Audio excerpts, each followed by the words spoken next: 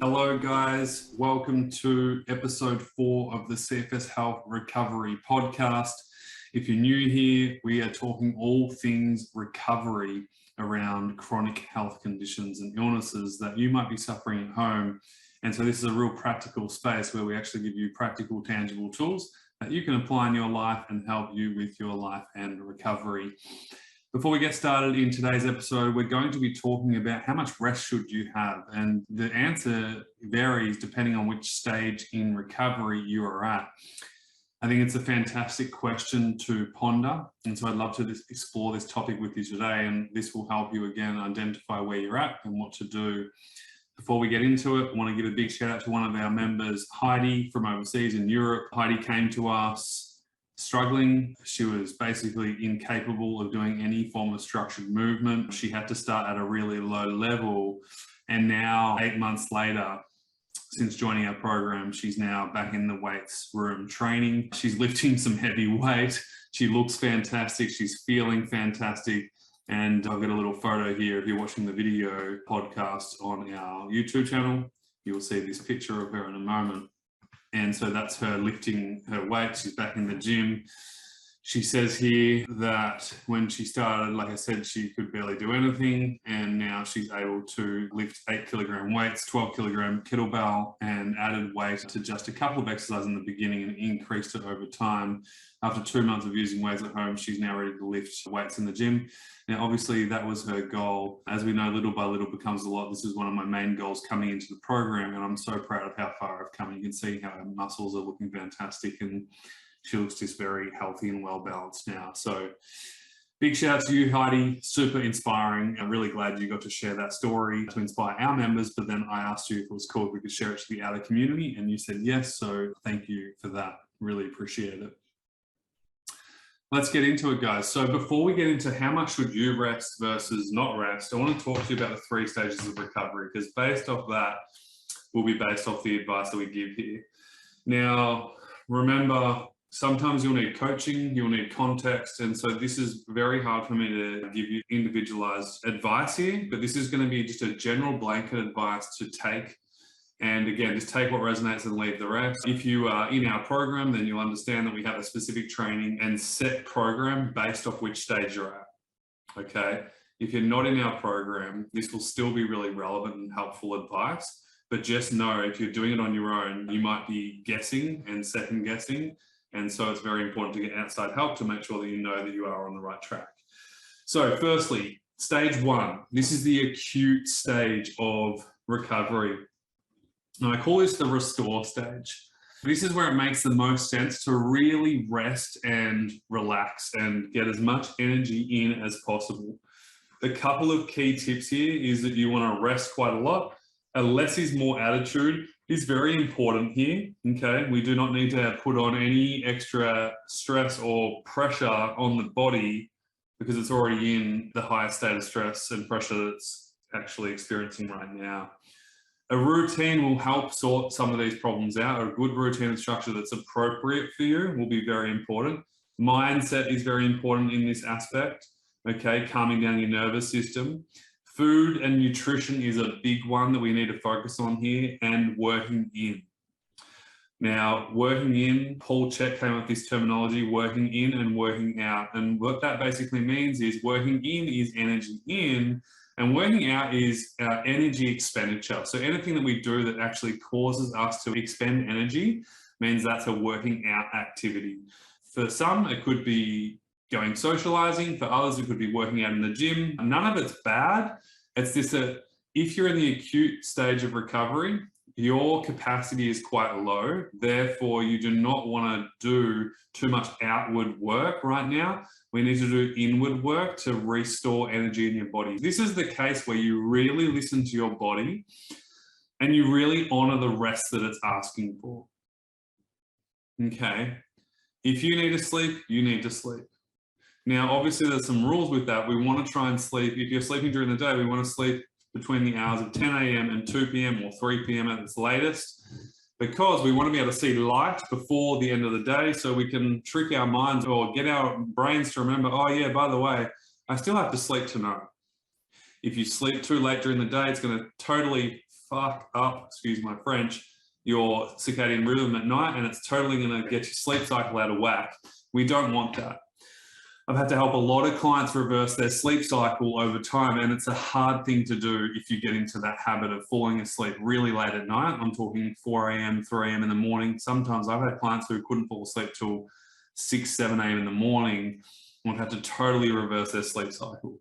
So if you are going to sleep throughout the day, make sure it's between the hours of 10 and 3 o'clock. You know, whether it's an hour, 1 hour, 2 hours, 3 hours, it doesn't really matter. Like I said, you've got to really just listen to your body in this stage. You don't want to push it here. The moment you'll be able to progress and move forwards is when you restore energy in your body. But you running from an empty tank ain't going to help anything. So in stage 1, totally fine to rest as much as you possibly need. Again, we want to have a health focus. We don't want to be symptom focused. We just want to tune into our bodies and really honor what it's asking for. Like I said, I gave you 5 tips before on what you should be focusing on in this stage. Food is a big one. You need energy in, as much energy as you possibly can get. So it's going to help you move forwards. Again, less is more approach. Just initially, this is just to help calm your nervous system down and make sure you're looking after yourself so you can enter into stage 2. Now, this is where the rest-work ratio changes. And we call this stage 2 the reconditioning stage. And in this stage, it's about regenerating energy. And so what this means is we go from the acute stage of almost hibernation, and we come out of that like a polar bear. We climb out of our cave, and then we move into this regenerating energy stage where you're getting used to daily function again. You're getting used to a normal routine rhythm. You're getting into the circadian rhythm of the sun and the moon cycle. And so, you know, we're trying to fix these sleep patterns. We're trying to recondition our bodies here, and we're doing this appropriately. Now, what does this mean for rest? If you're in stage 2 and you are still behaving in stage 1 behaviors, you're going to stay stuck.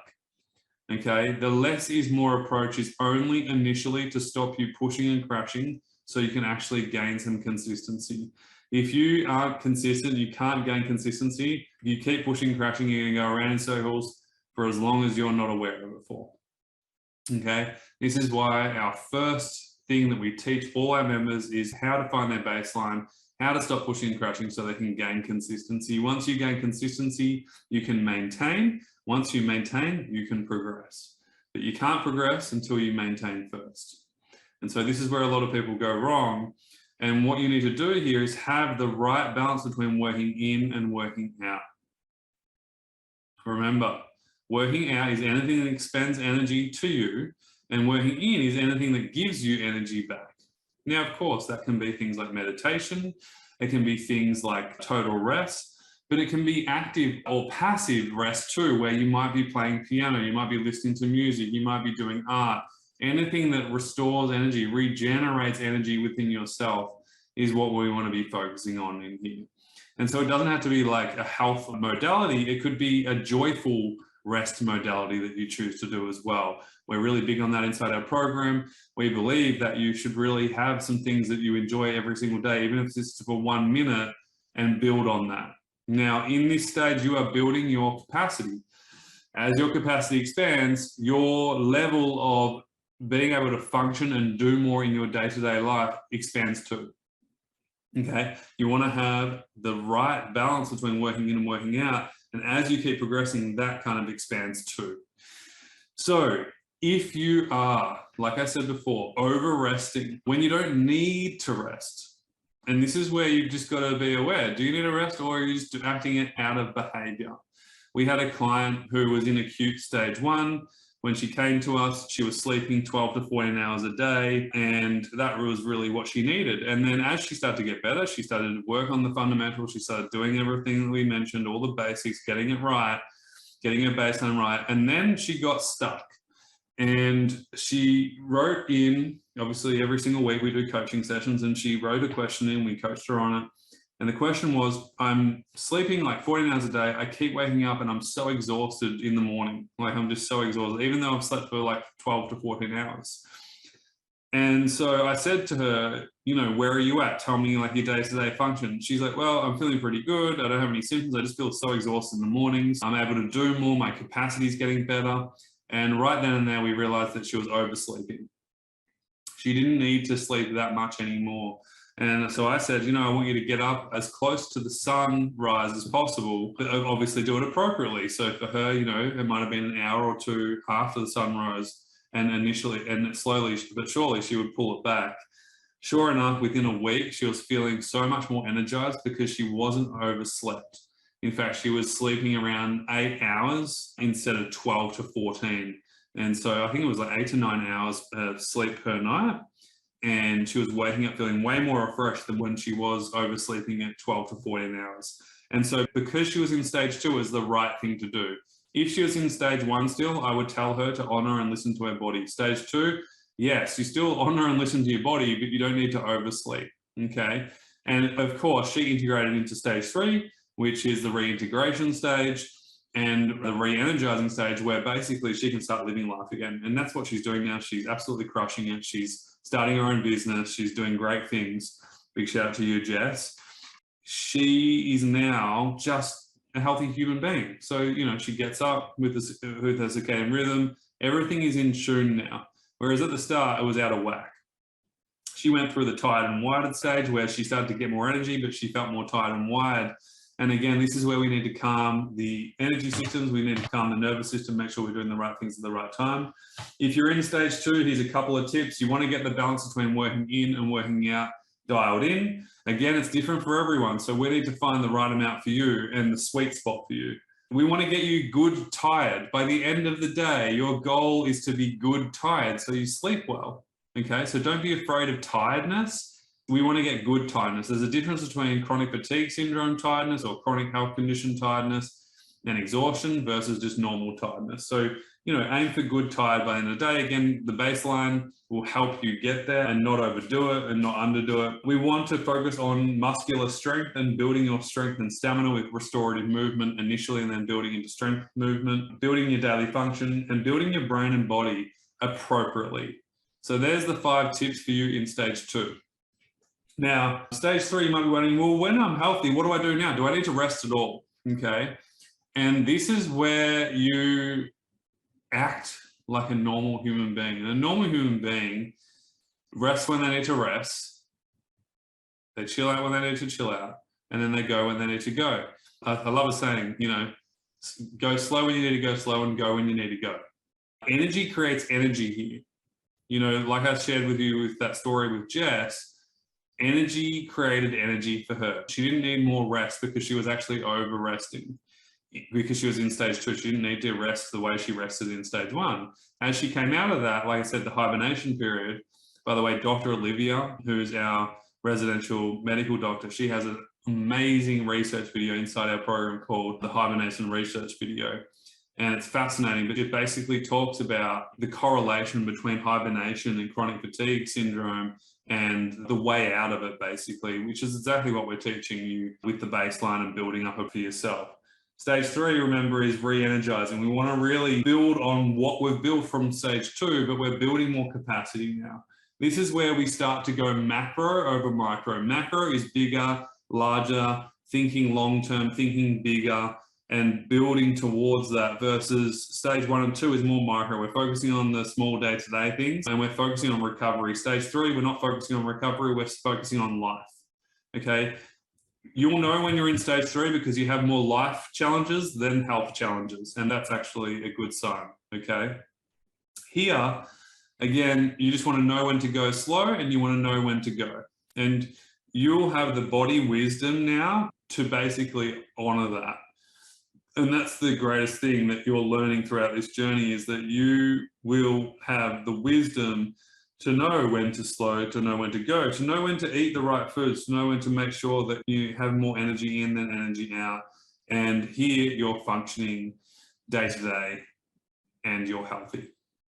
And so they're the 3 stages, and based off those stages, you can see how it's nuanced to the stage you're at in terms of what you need in that moment. One of my favorite doctors, Dr. Lionel Lubitz, he wrote the foreword for my first book, amazing guy. He used to say, you can't do too much, but you can't do too little. You want to find the sweet spot, and that's what it's all about, is just finding the sweet spot for where you're at right now and then building appropriately. So I hope this episode helps you identify where you're at and makes you curious to go, maybe I am over resting, or maybe I'm overdoing it. I need to really pull back and be committed to myself, because right now what I'm doing isn't working. So wherever you're at on the model right now, just find that, notice that, and go, what can I do about it? What can I change to move me forwards and help me get better? Anyway, sending you a ton of love. Hope you're doing really, really well, and we'll see you very soon. Hey, I hope that episode was really, really helpful. Here are 3 ways we can help you whenever you are ready. The first way is through our free Facebook group. It's called the CFS Health Recovery Info Hub. Go and join there. It's a private group. I think there's like 4,500 people in there currently. We add free trainings in there. We add free helpful content and reminders to keep you going on your recovery. The second thing is our free resources on our website. We have the free baseline training. We also have the 3-step recovery process to start living again, and the recovery framework too. So go check that out. We'll leave some links in the description. And thirdly, another way we can help you is you directly work with us professionally. And this is where you would enroll in our mentorship program. And this is where we help clients literally step by step all the way through their recovery to living again. So if you would like help on a professional level, if you would like help on a practical level, which I think is the biggest problem in the world right now, this is what we provide, feel free to apply for the program. It is application only, so make sure you fill that out properly. We want to know what the current struggles are for you. We also want to know what your 3 goals are if you were to work with us. And it's really important that we get to know you on a deeper level, because this will help us identify where your stuck points are, and we can also identify a plan for you that you can start to implement right away. And so if you'd like to work with us and all of our amazing coaches, and also be surrounded by some freaking amazing people in over 53 countries, our program is the most comprehensive online recovery program there is. We cover every aspect of recovery. I'm not going to bore you with the details. You can just apply. We'll send you the information pack, which covers everything inside it, including the investment, the time, and what you get inside of it as well. So really looking forward to connecting with you there. And again, make sure you subscribe to the podcast, leave a review if you found it helpful. We really want to make a difference in the world. We want to make sure that our content, our work really reaches people in need, because the amount of times someone says, oh my God, I wish I found this 7 years ago, it happens every week. So let's do this together and make some positive change in the world. All the best for now, and we'll see you very soon. Bye.